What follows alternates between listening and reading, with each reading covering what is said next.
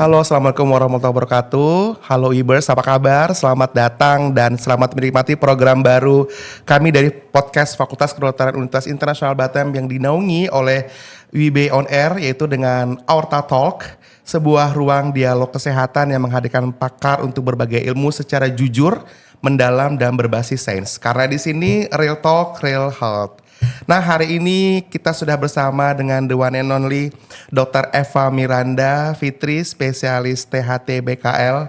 Dokter, selamat pagi dokter, assalamualaikum. Pagi. Terima kasih sudah bisa hadir dalam podcast pagi ini. Iya, terima Cantik kasih sekali juga. hari ini, terima kasih. Khusus hari ini. Iya. Oke. Dok, tema hari ini kita langsung saja ya dok, karena tema hari ini menurut saya sangat spesial. Kenapa? Karena saya sebagai dokter anak ya dok, kita sering fokus di masalah gizi ya dok, masalah tumbuh kembang, masalah kesehatan anak pada umumnya atau kekerasan dan lain-lain misalnya. Tapi saya sarang sekali dok berpikir bahwa tentang screening pendengaran dok, ya apalagi kita di sini membahas tentang hari pendengaran sedunia dan difokuskan ke anak-anak ya dok ya untuk tema tahun ini ya dok ya. Jadi saya sangat excited sendiri di sini. Kenapa? Karena jarang dibahas dok. Karena jarang dibahas. Jadi kalau pasien datang ke saya selalu dengan yang tadi saya sampaikan. Tapi jarang ada yang bilang, dok mau dong screening pendengaran anak saya gitu. Entah karena memang itu bidangnya langsung ke ibu-ibu, sekarang kan udah langsung Gen Z ya dok, jadi ke THT aja deh gitu, nggak usah melalui ke dokter anak gitu. Jadi makanya saya agak jarang dok ketemu pasien-pasien ke saya gitu. Nah sebenarnya dok, seberapa penting sih sebenarnya pendengaran untuk masa depan anak dok? Oke, jadi memang kebetulan kita tanggal 3 Maret 2026 itu memperingati Hari Pendengaran Sedunia ya dok ya. Dimana tema untuk tahun ini itu From Communities to Classroom. Jadi Hearing Care for Every Child. Jadi kita tahun ini itu diusung fokusnya itu pendengaran pada anak, terutama anak sekolah nih. Nah, gitu. Biasa kan kita fokusnya itu ke anak yang baru lahir, ke orang tua, ke pekerja. Nah tahun ini tuh ke anak yang sekolah gitu. Kenapa? Pendengaran itu sendiri kan fondasi ya untuk kita semua, terutama anak dalam proses belajar, dalam proses ya interaksi verbal, diskusi dan juga sosialnya si anak gitu. Nah pendengaran ini sendiri kalau ada terjadi gangguan, itu biasa kalau yang gangguannya masih ke tahap sedang itu biasanya sering terabaikan dok. Gitu. Jadi makanya mungkin ke dokter tuh nggak nyampe pasiennya. Iya, betul dok, gitu. Karena gejalanya sendiri nggak terlalu khas kalau masih derajatnya derajat ringan atau ke sedang gitu. Nah kapan dia datang ke dokter ya pada saat sudah terjadi gangguan tumbuh kembangnya itu. Nah betul gitu. dok, jadi saya sih kami sebagai dokter anak selalu datang dengan dok anak saya mau cek tumbuh kembang dok gitu ya. Jadi ketika saya coba panggil beliau anak-anak suka yang udah fokus sama kerjaan sendiri dok. Entah benar. karena memang ada penyakit yang mendasari atau memang karena kurang pendengaran ini gitu ya dok ya. Oke, baik dok, menarik. Kalau pertanyaan selanjutnya dok, sering gak sih dok atau banyak gak sih case-nya setiap hari gitu, maksudnya yang dokter temuin di poli gitu ya dok. Sebenarnya atau seberapa banyak sih atau faktanya bagaimana dok? Ya, kalau memang banyak gitu. Kalau di rumah sakit sendiri sih biasa dia udah datang dengan keluhan penyerta ya, kayak nyeri, telinganya terasa penuh gitu. Nah cukup jarang yang datang dengan orang tuanya sendiri itu mengeluh, dok anak saya kayaknya kurang dengar deh. Gitu ya. Justru jarang tuh kayak gitu. Dari 1 sampai 10 paling ada 2 yang datang itu. Mungkin karena di rumah juga udah kesel ya anaknya tuh dipanggil-panggil nggak dengar ya, dok, gitu. Ya, gitu. Ini betul, antara anaknya memang sengaja membandelkan diri atau nggak dengar gitu. Nah jadi kalau ditanya banyak sebenarnya dari pendataan itu di WHO itu lumayan loh 34% gitu. Oh ya, cukup besar ya dok? Iya cukup banyak. Nah 34 juta 34 juta. Nah itu kan data dunia ya gitu. Nah untuk di Indonesia sendiri itu belum terlalu didapati angkanya. Nah menariknya dok 60% itu penyebabnya itu ternyata bisa dikendalikan, bisa kita kontrol dan juga bisa disembuhkan gitu. Nice. Nah itu jadi penyebabnya juga bukan yang langsung anak saya ada gangguan dengar langsung besoknya permanen, enggak gitu. Makanya itulah tujuannya harus di screening. Gitu. Baik, berarti bukan kita anggap sebagai hal yang kecil juga ya dok. Iya, jadi artinya kalau ketika kita panggil anak gak dengar mungkin dia memang bandel aja gitu. Berarti nggak dianggap sepele ya dok ya? Enggak bisa. Bahkan saya pernah membaca suatu jurnal ya dok, dari PubMed itu bahwa dalam satu kelas itu bisa 1-2 anak yang nggak dengar dok. Bisa. Gitu ya, jadi suatu penelitiannya begitu ya. Jadi kita harus aware juga ya dok ya. Baik dok. Nah kalau ini kan kita dalam tema tahun ini tentang anak ya dok ya, anaknya. Nah kalau pada usia anak sekolah dok gitu ya, apa sih dok penyebab yang sering pasien-pasien itu datang ke dokter gitu? Jadi orang tua kan suka datang ke dokter dengan apakah murni karena pendengaran atau karena hal yang lain dok? Biasanya sih kalau datang itu ke rumah sakit ya, itu udah langsung dengan keluhan nyeri telinganya atau berdenging telinganya si anak gitu. Iya. Nah jarang yang datang langsung keluhannya kayak tadi saya sebut kurang pendengarannya, hanya 1-2 lah yang datang seperti itu. Nah kalau ditanya penyebabnya itu biasa tuh nggak jauh-jauh dari kayak penumpukan kotoran di telinga yang udah banyak gitu. Ada juga yang belum terlalu banyak tapi dia sudah menghambat jalan suaranya itu kan. Terus penyebab yang lain yang paling sering itu adalah infeksi telinga. Infeksi telinga tengah. Kalau pernah dengar itu otitis media. Oh, otitis gitu, media, ya baik. Kan? Ya, kalau otitis media itu di awal si anak bisa aja tuh merasakan sakit gitu. Nah karena dia ngeluhnya sakit sama orang tuanya atau ya sama orang sekitarnya itu dikasih obat anti nyeri sehari 2 hari kan membaik nih. Betul. Nah tapi yang paling simpel ya dok ya, kasih obat dulu ya. Kasih obat dulu anti nyeri supaya dia bisa lebih tenang kan. Nah keesokan harinya dia udah gak ngeluh lagi nih. Tapi proses perjalanan penyakit itu bisa saja berjalan dan pada otitis media ini bisa terjadi penumpukan cairan di belakang gendangnya. Dan akhirnya ya mengganggu pendengaran dia nantinya. Jadi itu ngerasa kayak kita tuh di dalam air loh si anaknya gitu kan. Nah disitulah mulai terjadi gangguan pendengaran tapi gejalanya bias. Gitu karena konteks kita itu telinganya sudah tidak nyeri lagi. Dianggap sudah sembuh kali ya dok ya? Dianggap sudah sembuh padahal proses penyakitnya masih berjalan di situ. Nah kalau penyebab otitis media itu sendiri sebenarnya tidak jauh dari faktor risiko dari infeksi saluran nafas atas. Gitu. Jadi kan akhir-akhir ini sering ya kita dapati kalau anak batuk pilek itu sampai bulanan ya sekarang ya. Itu dok anak saya tuh udah batuk, udah pilek bulanan gitu. Udah berobat ke sana ke sini. Terus sekarang kemarin sempat dia ngeluh telinganya sakit. Waktu dicek ternyata sudah seperti itu. Itu ada kaitannya semuanya gitu. Nah kalau di bidang THT sendiri tuh kita sering juga mendapati ada pembesaran adenoid. Gimana tuh dok? Adenoid itu kan organ seperti amandel, ya kan, bagian dari amandel, tapi yang posisinya itu ada di belakang hidung gitu. Nah, amandel sama adenoid ini kalau membesar, akhirnya itu bisa menutup saluran tuba eustachius namanya, ya, dan akhirnya proses pertukaran udara ke telinga tengah itu tidak terjadi. Nah, menyumbat dia, pertukaran tidak terjadi, lama-kelamaan itulah tadi yang otitis media itu muncullah cairan di situ.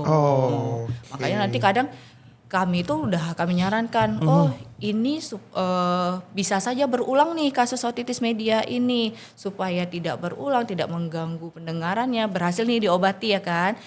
Kemungkinan kambuhnya bisa terjadi lagi, malah bisa lebih parah. Akhirnya ya gimana keputusannya kita operasikanlah si amandelnya misalkan gitu. Nah itu kalau di segi infeksi ya kan. Nah satu lagi itu yang paling sering ya sekarang penggunaan earphone nih. Betul dok, betul. Penggunaan earphone pada anak itu kalau kita dulu kan masih cakupannya itu di pekerja ya, yang karyawan-karyawan. Nah sekarang itu anak sekolah itu udah pakai earphone lah gitu. Apalagi waktu zaman-zaman Covid, anak-anak sekolah lewat Zoom gitu. Jadi udah kebiasaan. Nah, penggunaan earphone yang tidak terkontrol, terlalu lama, terlalu sering itu juga akhirnya mempengaruhi pendengaran. Tidak sekarang tapi nanti bisa saja terjadi. Oke dok, baik-baik. Jadi pasien kita juga remaja ya dok ya. Jadi kalau saya visit itu mereka udah pakai earphone. Gitu. Jadi dokternya saya datang mereka baru lepas itu. Jadi bisa jadi penyebab juga dok ya. Bisa. Nah hati-hati tuh Webers ya. Jadi kalau misalnya seperti yang dokter Eva sampaikan bahwa penggunaan earphone juga berpengaruh terhadap gangguan telinga ya dok ya. Iya. Oke, menarik sekali dok. Nah dok, saya sebagai dokter anak juga sering dapat keluhan bahwa tentang tumbuh kembang dok. Jadi anak saya gak fokus gitu. Jadi belajarnya nggak fokus gitu ya. Jadi atau dia mengajarkan sesuatunya nggak fokus gitu ya dokter. Jadi kapan sih dok kita harus curigai ini bukan masalah perilaku tumbuh kembang atau memang ini nih murni karena pendengaran nih gitu. Iya. Makan dok. Ya secara sederhana sebenarnya untuk orang tua sama guru sendiri itu bisa melihat dari perilaku si anak ya. Kalau pada anak yang mengalami gangguan dengar itu biasanya dia memang tidak akan merespon panggilan. Kalau yang sudah lumayan nih gangguan pendengarannya.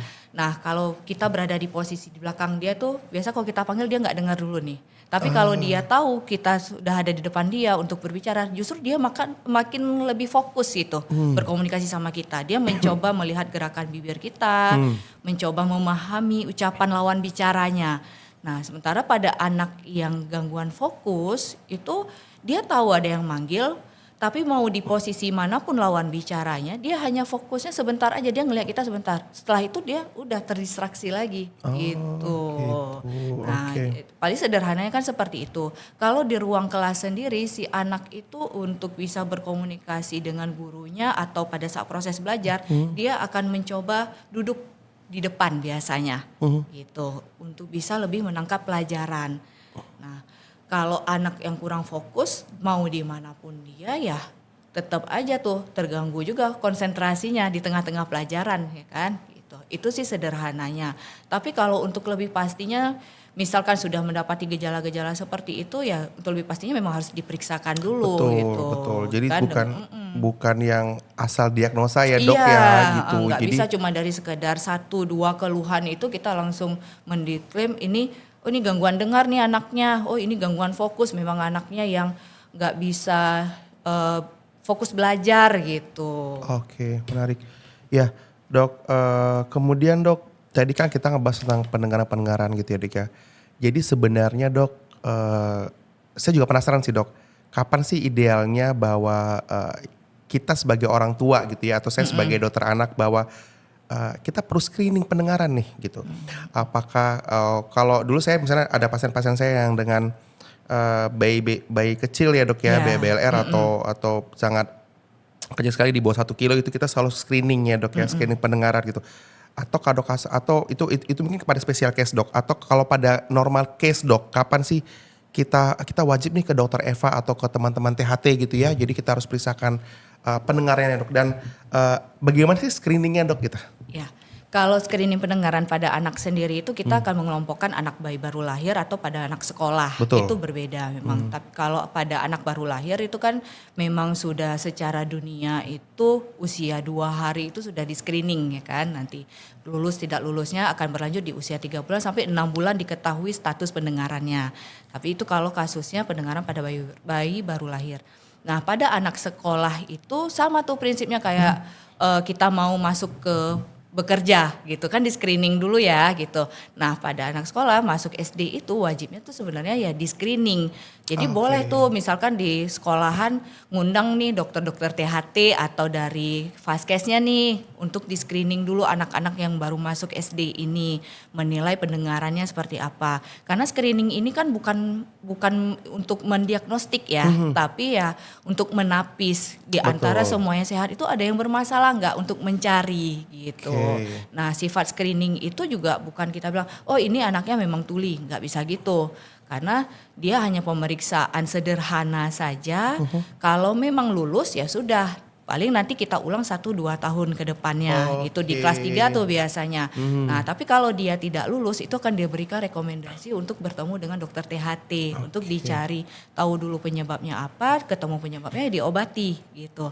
Nah pada anak-anak yang special case nih dengan riwayat kelahirannya yang seperti dokter Wira sering dapati yang BBLR yang memang ibunya dari riwayat preeklamsi segala macam. Nah itu sebenarnya juga nggak harus menunggu sakit. Kalau memang pada saat dia bayi tidak dilakukan screening, ada baiknya semasa mau masuk sekolah ya diperiksakan saja. Gitu.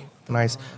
Ada kebijakan nggak sih dok? Atau mungkin dari Perhati atau perkumpulan dari THT kita mau kebijakan nih gitu. Jadi sebelum masuk sekolah gitu kita periksakan gitu dok. Mungkin ke depannya mungkin kalaupun belum ada mungkin bisa jadi kebijakan baru kali ya dok ya. Program kerjanya sih Betul, ada. programnya.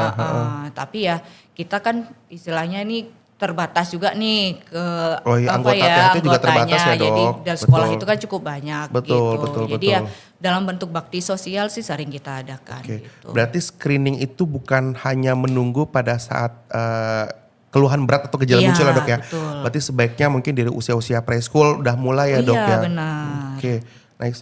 Nah, pertanyaan selanjutnya, Dok. Jadi kemarin saya juga banyak dapat titipan pertanyaan, Dok ya. Karena menarik sekali, Dok, menurut saya. Jadi pendengaran ini ya. Nah, kalau untuk orang tua di rumah, Dok, langkah sederhana apa yang yang bisa kita lakukan untuk ya kayak semacam tips praktis lah, Dok, untuk terhadap menjaga pendengaran. Iya, betul. Ya. Ya karena pendengaran itu aset ya Betul, gitu. betul, Dok. Terkadang tuh orang tua kalau kita kasih tahu nih anaknya udah gangguan dengar tapi seringnya tuh denial. Tapi dia waktu bayi, waktu usia ini sehat-sehat aja dok gitu kayak kan. Nah di sini agak sulit memang. Jadi kembali lagi ke penyebab yang tadi. Oke.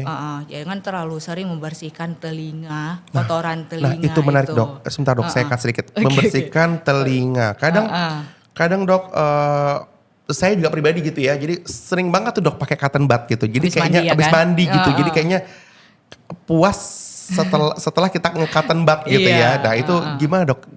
Efeknya kalau kita sering cotton bud, Dok? Ya, liang telinga itu kan kadang diameternya itu pada setiap orang beda-beda ya dok. Gitu. Oke, kalau dia agak besar tuh cotton budnya mungkin bisa membersihkan. Tapi pada anak itu liang telinga kan diameternya masih kecil. Ukurannya sama dengan ukuran cotton bud itu, gitu. Justru dia mencoba kata ibu ini udah bersih kok dok, udah bersih. Tapi tanpa disadari ternyata sudah menumpuk di belakangnya lagi Oh, kayak tuh. kedorong gitu kali ya, Iya, Dok ya? kedorong Oke. gitu. Nah, akhirnya semakin lama semakin mengeras di dalam itu dan akhirnya ya jadi gangguan pendengaran kan gitu. Kalaupun mau membersihkan sebenarnya sangat tidak dianjurkan untuk pembersihan sendiri. Dan di saya sendiri sih biasanya tuh menganjurkan untuk per 6 bulan. Oke. Per 6 bulan itu untuk diperiksakan kondisi telinganya supaya kalau ada penumpukan kotoran itu bisa dibersihkan. Oh, Jadi sama kayak gigi kan sering betul, tuh betul, per betul. 6 bulan ya kan. Betul, Nah betul. untuk telinga, untuk kotoran telinga juga bisa per 6 bulan.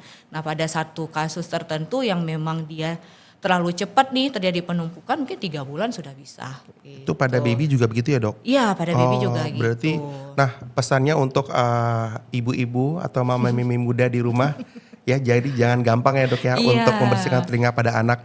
Jadi sebaiknya langsung ke dokter THT saja gitu ya. Jadi, Karena kotoran telinga itu sebenarnya banyak manfaatnya loh dok. oh iya, bisa jelaskan sedikit, Dok, Iya. manfaatnya. Nah, ini penting nih, menarik nih. Silakan, Dok. Jadi yang dianggap kotor itu Iya, nggak selamanya betul. merugikan Betul, ya. gitu ya, Gitu. oke. Kotor itu sehat, Sehat itu justru. sehat. Iya. Gimana, Dok? gitu. Kira-kira apa Jadi sih, Dok, kepentingannya? kotoran telinga itu memang diproduksi di telinga kita itu untuk mencegah ada debu atau ada semut lah minimal ya kan. Kayak Semut protektor juga, Dok, iya, ya. jadi Betul, memproteksi tuh telinga Oke, kita. nice. Jadi kalaupun terlalu bersih, yang ada tuh dari luar gampang masuk gitu. Dan terus kan di situ kita ada flora normal ya istilahnya gitu. Nah kalau terlalu bersih justru bakteri dan segala macam yang ada di normalnya di telinga kita itu justru jadi mati. Nah jadi rentan terjadi infeksi. Sedikit saja luka justru bisa menyebabkan otitis eksterna, membengkakan di liang telinganya karena bakteri yang sehatnya itu tadi bakteri baiknya sudah banyak yang mati gitu. Menarik ya. Sederhananya sih seperti itu ya. Oke. Dok, nah ini saya sempat, jadi ada beberapa pasien saya nanya gini, Dok boleh nggak kita membersihkan telinga sini dengan pakai cairan, Dok? Cairan Kayak pelunak seperti kotoran. pelunak kotoran atau dengan NaCl, Dok, gitu. Jadi kayak disemprot-semprot gitu loh, Dok. Nah gitu, kira-kira gimana, Dok, tanggapan Dokter Eva sebagai dokter THT? Saran saya sih tidak dilakukan kalau tidak ahli. Oke. Gitu. Penggunaan obat tetes pun sebenarnya harus diketahui dulu penyebab permasalahan di telinganya itu kenapa. Kadang kita kan ada sekali dua kali ngerasa kok telinga saya tertutup ya gitu. Oh mungkin nih kotoran, masih mungkin nih. Mungkin, gitu. betul. Masih mungkin. Positif thinkingnya gitu ya, Dok, ya? Iya masih mungkin. Belilah pelunak kotoran di situ.